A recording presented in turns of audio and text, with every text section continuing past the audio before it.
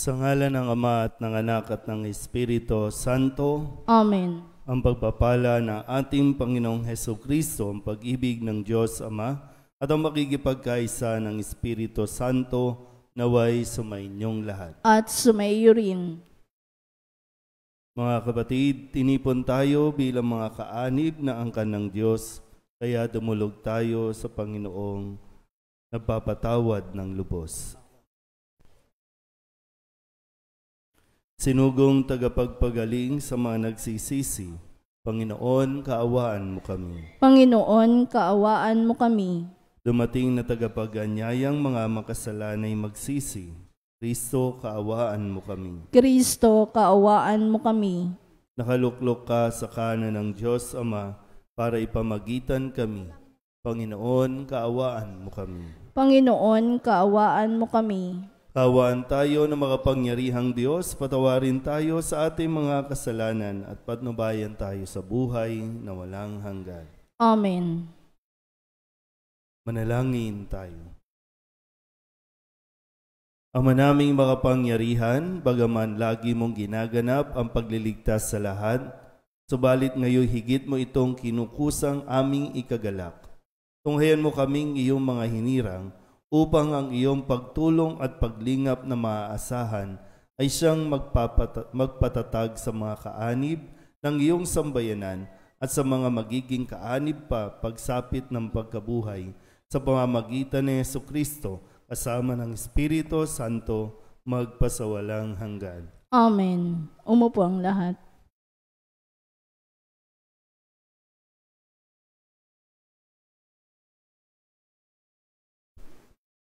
Pagbasa mula sa aklat ni Propeta Ezekiel. Ito ang pinasasabi ng Panginoon. Titipunin ko ang mga Israelita mula sa mga dakong kinatapunan nila upang ibalik sila sa sarili nilang bayan. Sila'y pag-iisahin ko na lamang. Isa lamang ang magiging hari nila. Hindi na sila mahahati. Sila'y gagawin kong isa na lamang kaharian. Hindi na sila sasamba sa Diyos-Diyosan, ni gagawa ng kasuklam-suklam na mga bagay o anumang paglabag. Hindi na sila tatalikod sa akin. Lilinisin ko sila. Sila ang magiging bayan ko at ako ang magiging Diyos nila. Isang tulad ng lingkod kong si David ang magiging hari nila. Susundin na nilang mabuti ang aking mga utos sa tuntunin. Sila'y doon na maninirahan sa lupaing tinirahan ng kanilang mga ninuno, sa lupaing ibinigay ko kay Jacob.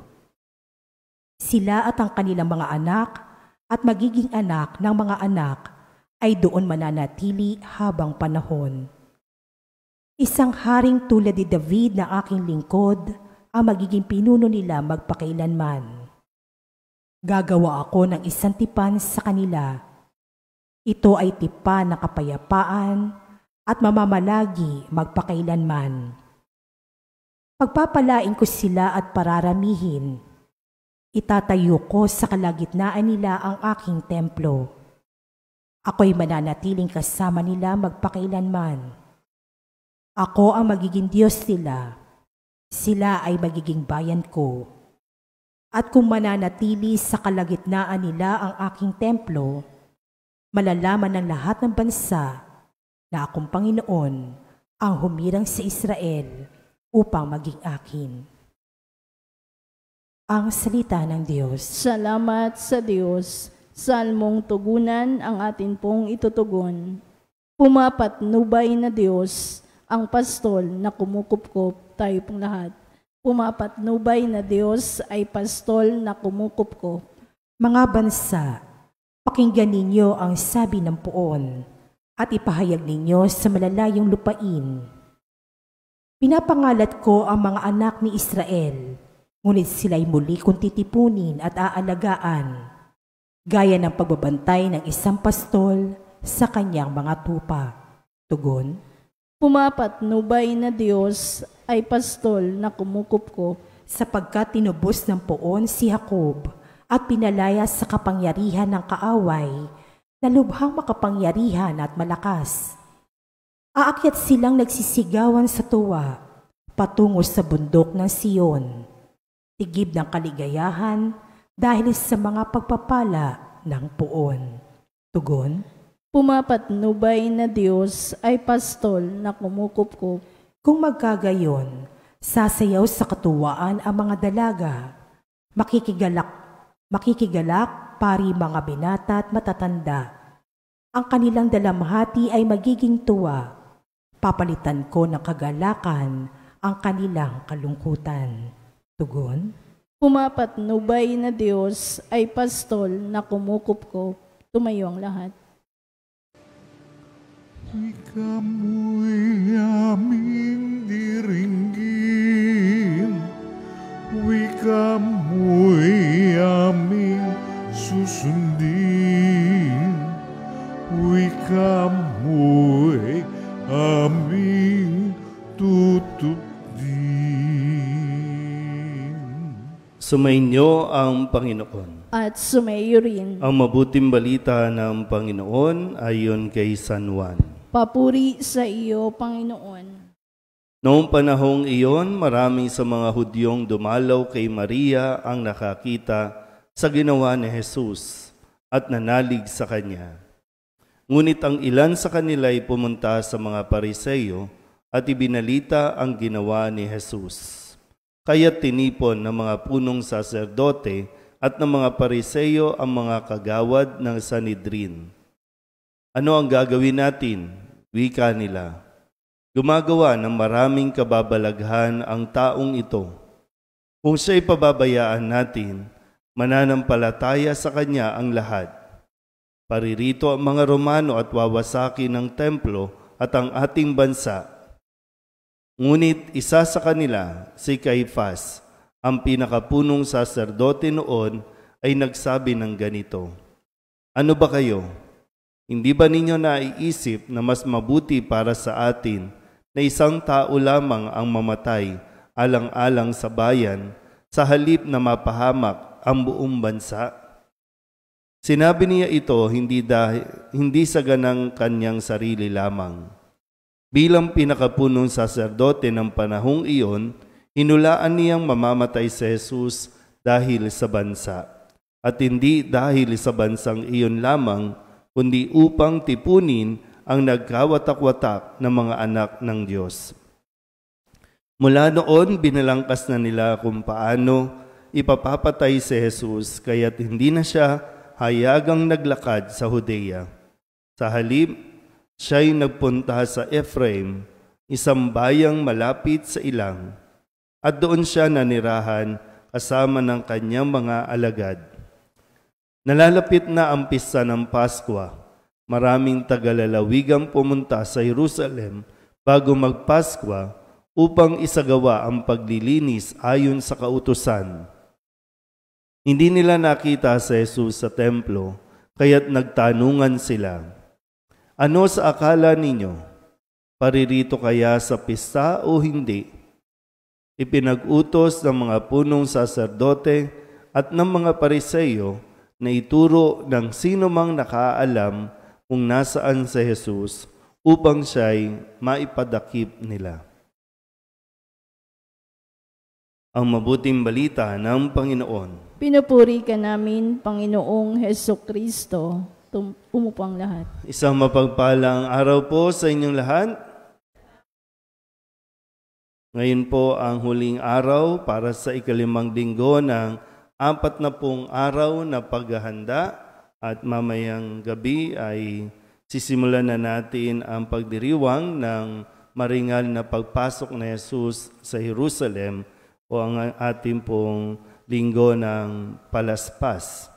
Kaya atin pong balikan muli ang atin pong mga narinig na mensahe sa atin pong ebanghelyo sa loob ng linggong ito. At kung saan itinuon ng ating ebanghelyo, lalo tigit sa pahayag ng mabuting balita mula kay San Juan kung sino nga ba si Kristo, yung kanyang identity o pagkakakilanlan. Sino ba itong si Jesus? Nung Lunes, Sabi po dito, no, sa kwento na mayroong dinala kay Jesus na isang babaeng nahuli raw, no?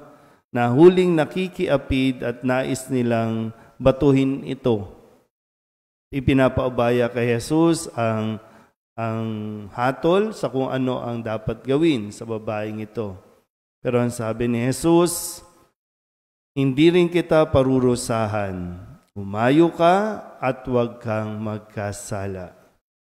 Tandaan natin, hindi na parito sa Jesus para magparusa, kundi para maggawad ng kapatawaran. Dahil sa kapatawaran, diyan natin makukuha ang kaligtasan. Kaya kahit ano pa, no, ang ating pong kasalanan o kung ano man ang nag-udyok sa atin para magkasala, kahit kailan, hindi po tayo parurusahan ng Diyos o hindi niya hinahangad. Para, ang sabi nga lang niya, no, umayo ka at huwag ka nang magkasala muli. Ito yung Diyos natin na mapagpatawad. Kaya nung sabi nung Tuesday, sino ba si Kristo? Bukod dito sa kung bakit kaya niyang magpatawad. Ako'y si ako nga, at wala akong ginagawa sa ganang sarili ko lamang. Nagsasalita ako ayon sa itinuro sa akin ng Ama. So, ang Diyos ay mapagpatawad base na rin sa pagpapakilala ng bugtong na anak, si Jesus. At nung Miyerkules, muli sinabi ni Jesus, kung talagang ang Diyos ang inyong Ama, iibigin ninyo ako, sapagkat nagmula ako sa Diyos. At nung Huwebes, sabi muli ni Jesus, tandaan ninyo, ang namumuhay ayon sa aking aral, kailanmay di makararanas ng kamatayan. Ang namumuhay ayon sa aking aral. At isa dyan, yung mapagpatawad na isang turo, isa sa maraming turo o aral ni Jesus, yung pagpapatawad. Kaya nga, noong Lunes, kahit pa nahuling o yung babaeng ito ay nakikiapid, hindi niya hinusgahan o hinatulan. Bagamat ang Diyos ang hatol sa atin, pero nandoon yung pagpapatawad lagi. At kahapon, Biyernes, ang sabi muli ni Kristo, ako'y hinirang at sinugo ng Ama. Paano ninyong masasabi ngayon na nilalapastangan ko ang Diyos sa sinabi kong ako ang anak ng Diyos? At ngayon, talaga dito po, no, kumbaga, dahil dun sa sinabi ni Jesus na pagpapakilalang siya ang anak ng Diyos, kumbaga napikon na yung mga Pariseyo at hindi nila ito talaga matanggap. Dahil nga para sa kanila, ang paniniwala nila, isa lang ang Diyos. Hindi pwedeng may anak ang Diyos. Yun yung isang turo na hindi nila matanggap. Iisa lang naman talaga ang Diyos. Pero lahat ng alam nila ayon sa sinulat ng propeta, ng mga pinag-aralan nila, talagang tumutukoy kay Jesus, pero hindi talaga nila matanggap sa Jesus. Kaya nga sabi po dito, no, gumagawa ng maraming kababalaghan ang taong ito.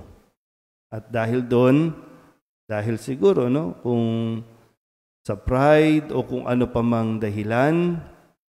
At totoo naman lahat ng sinabi, lahat ng ginagawa, lang nakikita, tama, mabuti, hindi lang talaga nila ito tuluyan na,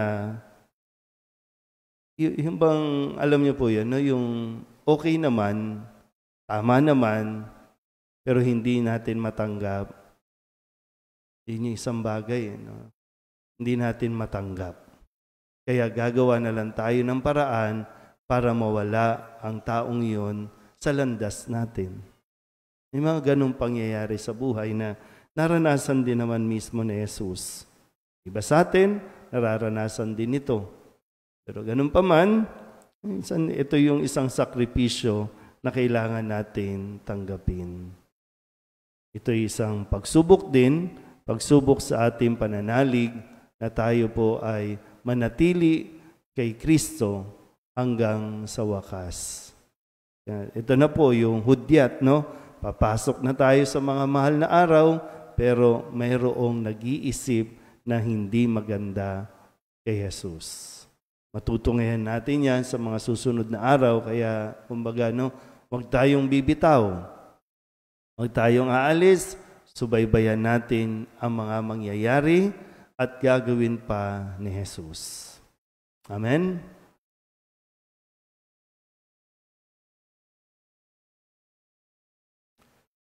Mahabaging Ama, marapatin po ninyong dinggin ang aming mga panalangin sapagkat nananampalataya kami sa iyong anak, aming Panginoong Hesukristo. Lumalapit kami sa Kanya sa pamamagitan ni Maria. Bilang isang sambayanan, taimtim tayong manalangin at sabihin sa pamamagitan ng mahal na Birhen ng Soledad, Ama, pakinggan mo kami. Sa pamamagitan ng mahal na Birhen ng Soledad, Ama, pakinggan mo kami. Sa pamamagitan ng aming binyag, kami ay tinawag mo sa pananampalataya. Naway patuloy kaming tumugon sa tawag ng mahal na Birhen ng Soledad para sa pagbabalik loob, pagsisisi at pagtatalaga ng aming mga sarili sa Diyos. Manalangin tayo. Sa pamamagitan ng mahal na Birhen ng Soledad, Ama, pakinggan mo kami. Ama, idinudulog namin sa iyo ang mga pinuno ng aming pamahalaan. Ipagkaloob mo po sa kanila ang katapatan sa paglilingkod at naway kumilos sila para sa ikabubuti ng sambayan ng Pilipino, lalo na ang mga nagugutom at naghihirap. Manalangin tayo. Sa pamamagitan ng mahal na Birhen ng Soledad, Ama, pakinggan mo kami. Ama, inilalapit namin sa iyo ang aming parokya, ang Nuestra Señora de la Soledad, at ang mga samahan na bumubuo nito, gayon din ang Arkidiocese ng Maynila at ang Simbahang Katolika sa bawat sulok ng mundo. Gawin mo kaming masigasig na makibahagi sa mga gawain ng simbahan, maging bukas palad sa pag-aani ng sarili, sa gawa at panalangin, at mamunga nawa ang lahat ng ito ng kabanalan, hustisya at kapayapaan. Manalangin tayo. Sa pamamagitan ng mahal na Birhen ng Soledad, Ama, pakinggan mo kami. Si Jesus ay nananatili sa ating piling sa Santisimo Sakramento. Kaya kami po ay nananalangin para sa bukasyon sa pagpapari upang patuloy naming matanggap ang pagpapala ng Eucharistia na sentro ng Kristiyanong pamumuhay. Manalangin tayo. Sa pamamagitan ng mahal na Birhen ng Soledad, Ama, pakinggan mo kami. Ipinakita ni Jesus ang kanyang pagmamalasakit sa mga may sakit. Kaya tatatangin naming hiling, nalingapin mo at palakasin ang mga kapatid naming may karamdaman at nanghihina. Manalangin tayo. Sa pamamagitan ng mahal na Birhen ng Soledad, Ama, pakinggan mo kami. Idinadalangin namin ang lahat ng mga kapatid naming yumauna. Patawarin ang kanilang kasalanan at gantimpalaan sila ng tahanan sa langit. Manalangin tayo. Sa pamamagitan ng mahal na Birhen ng Soledad, Ama, pakinggan mo kami. Bilang ina, ipinakita ni Maria ang mga mabubuting katangian, lalo na ang katapatan, pagpapakumbaba, pagsunod at kalinisan, upang hindi maging hadlang sa misyon ng kanyang anak. Kaya itinataas namin sa iyo ang mga kababaihan at mga ina ng tahanan, na pagkalooban mo sila ng puso tulad ng kay Maria at maging inspirasyon nawa sila ng aming pamayanan at ng bawat mag-anak. Manalangin tayo. Sa pamamagitan ng mahal na Birhen ng Soledad, Ama, pakinggan mo kami. Dulog din natin sa Panginoon ang ating mga personal na kahilingan at mga panalangin para sa ating mga pamilya, kasama mga kahilingan ng mga nanonood sa online. Lahat ng mga misang pasasalamat, espesyal na intensyon at mga kaluluwa na inihiling na ipagdasal sa misang ito.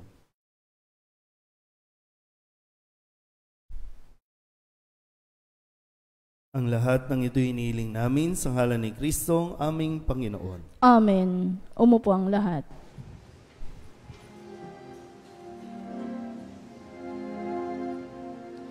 Buksan ng aming puso, turuan mong mag-alam sa bawat pagkukuro, lahat ay makayakap. Buksan ang aming isip, sikatan ng liwanag ng kusang matangkilik, tungkuling nabanal. Buksan ang aming palad, sarili maialay, tulungan mong ihanap kami ng bagong malay. Manalangin kayo mga kapatid upang paghahain natin ni kalugdan ng Diyos amang makapangyarihan. Tanggapin nawa ng Panginoon itong paghahain sa iyong mga kamay, sa kapurihan niya at karangalan sa ating kapakinabangan at sa buong sambayanan niyang banal. Ama naming lumikha, kami ay iyong dinudulutan ng walang hanggang buhay sa pagpapahayag namin ng pagsampalataya sa iyong ngalan sa pagdiriwang na muling pagsilang noong kami binyagan. Tanggapin mo ang aming mga alay at panalangin upang ang mga umaasang magiging kaanib ng sambayanan ay huwag masiphayo sa kanilang inaasam at ang mga umaasang patatawarin sa kasalanan ay tumanggap ng kanilang nilulunggating makamtan sa pamamagitan ni Jesucristo kasama ng Espiritu Santo magpasawalang hanggan. Amen. Sumainyo ang Panginoon. At sumaiyo rin. Itaas sa Diyos ang inyong puso at diwa. Itinaas na namin sa Panginoon. Pasalamatan natin ang Panginoong ating Diyos. Marapat na siya ay pasalamatan. Ama naming makapangyarihan, tunay nga marapat na ikaw ay aming pasalamatan sa pamamagitan ni Jesucristo na aming Panginoon.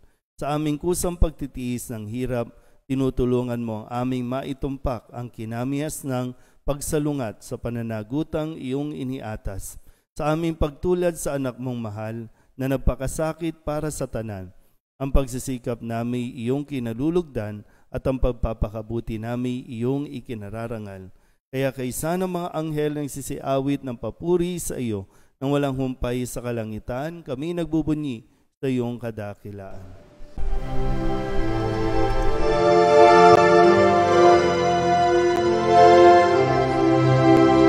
Santo, Santo, Santo, Panginoong Diyos makapangyarihan, napupuno ang langit at lupa ng kalwalhatian mo. Hosana sa kaitaasan, pinagpalang na paririto sa ngalan ng Panginoon. Hosana sa kaitaasan.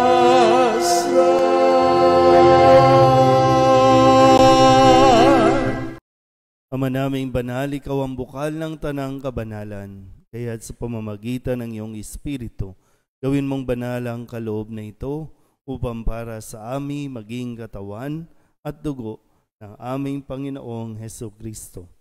Bago niya pinagtiis ang kusang loob na maging handog, inawakan niya ang tinapay, inasalamatan kaniya, pinaghati-hati ni iyon, iniabot sa kanyang mga alagad at sinabi, tanggapin ninyong lahat ito at kanin, ito ang aking katawan na ihahandog para sa inyo.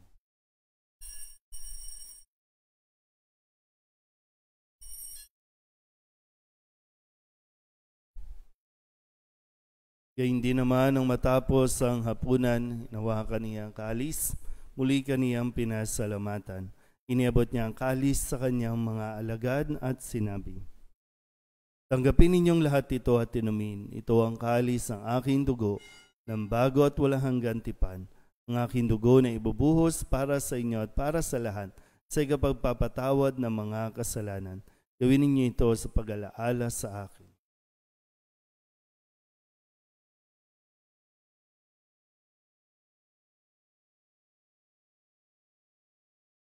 Ipagbunyi natin ang misteryo ng pananampalataya. Si Kristo'y namatay, si Kristo'y nabuhay, si Kristo'y babalik sa wakas ng panahon. Ama, ginagawa namin ngayon ang pag-alaala sa pagkamatay at muling pagkabuhay ng iyong anak, kaya tiniaalay namin sa iyo ang tinapay na nagbibigay buhay at ang kalis na nagkakaloob ng kaligtasan. Kami nagpapasalamat dahil kami iyong minarapat na tumayo sa harap mo para maglingkod sa iyo. Sinasamo namin kami magsasalo-salo sa katawan at dugo ni Kristo ay mabuklod sa pagkakaisa sa pamamagitan ng Espiritu Santo. Ama, lingapin mo ang iyong simbahang laganap sa buong daigdig. Puspusin mo kami sa pag-ibig kay San Francisco na aming Papa at ni Jose na aming Obispo at ng Tanang Kaparian. Alalahanin mo rin ang mga kapatid naming nahimlay na may pag-asang sila'y muling mabubuhay, kaya hindi ng lahat ng mga pumanaw. Tawaan mo sila at patuloyin sa iyong kaliwanagan. Kawaan mo at paghindapating kaming lahat na makasalo sa iyong buhay na walang wakas. Kaysa ng mahal na Birheng Maria na ina ng Diyos, ng kabiyak ng puso niyang si San Jose. Kaysa ng mga apostol at ng lahat ng mga banal na namuhay dito sa daigdig ng kalugod-lugod sa iyo, may pagdiwang nawa namin ang papupuri sa ikararangal mo sa pamamagitan ng iyong anak na aming Panginoong Hesukristo. Sa pamamagitan ni Kristo, kasama niya at sa Kanya, ang lahat ng parangal at papuri ay sa iyo, Diyos Amang makapangyarihan, kasama ng Espiritu Santo, magpasawalang hanggan. Amen. Amen.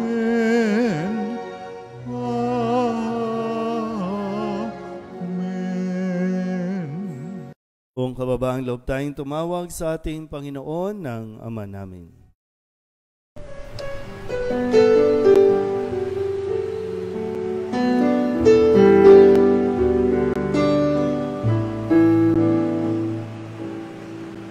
Ama namin, sumasalangit ka, sambahin ang ngalan mo, mapasamin ang kaharian mo, sundin ang loob mo,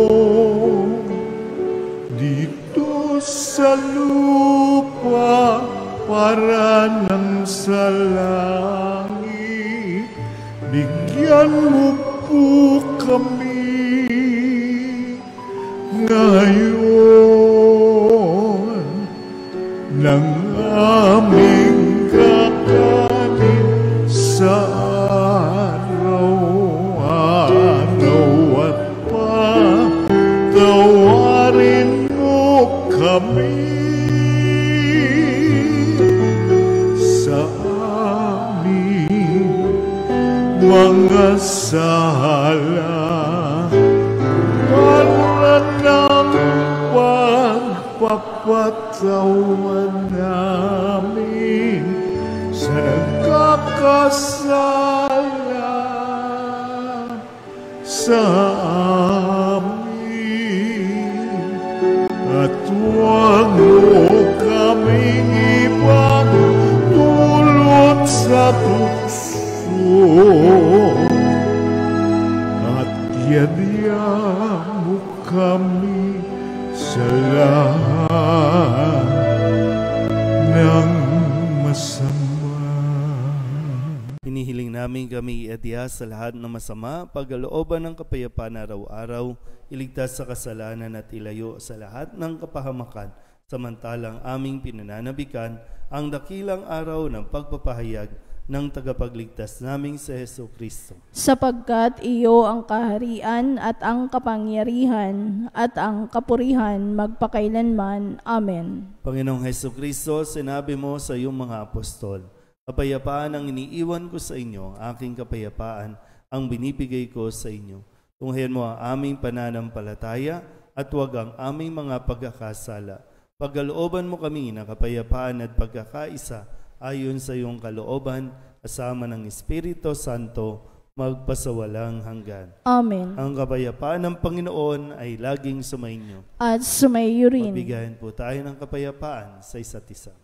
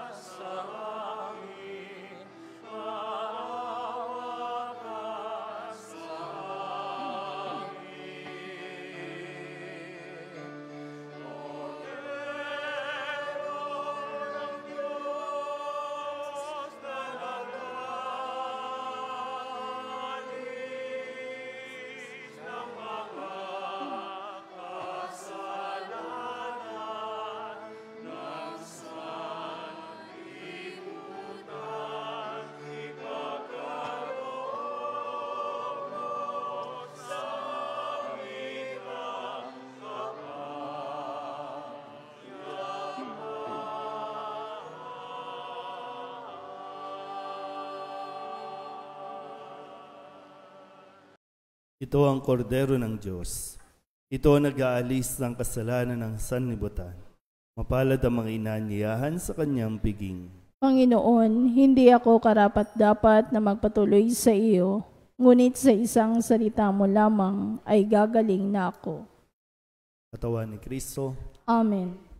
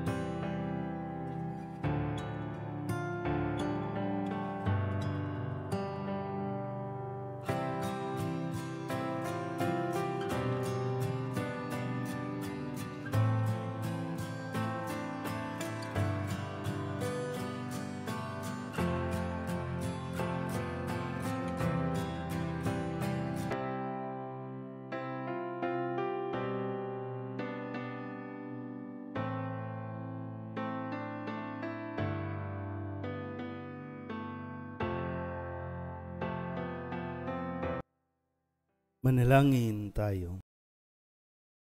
Ama naming mapagmahal, kaming iyong pinapagsalo sa katawat dugo ng anak mo ay maging hindi nawa na iba sa kanya sa pagtataglay ng buhay mong sa amin ay kanyang pamana kasama ng Espiritu Santo magpasawalang hanggan.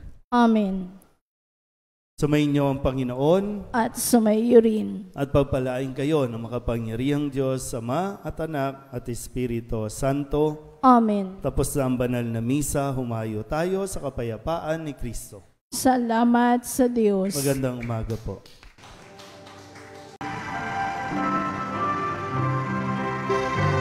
Nuestro Padre Jesus Nazareno, sinasamba ka namin, pinipintungo ka namin, aral mo ang aming buhay at kaligtasan. Nuestro Padre Jesus Nazareno, iligtas mo kami sa kasalanan. Ang krus mong kinamatayan ay sagisag ng aming kaligtasan. Nuestro Padre Jesus Nazareno, dinarangal ka na amin. Nuestro Padre Jesus Nazareno, nilulwalhati ka namin. Nuestro Padre Jesus Nazareno, dinarangal ka na amin. Nuestro Padre Jesus Nazareno, nilulwalhati ka namin.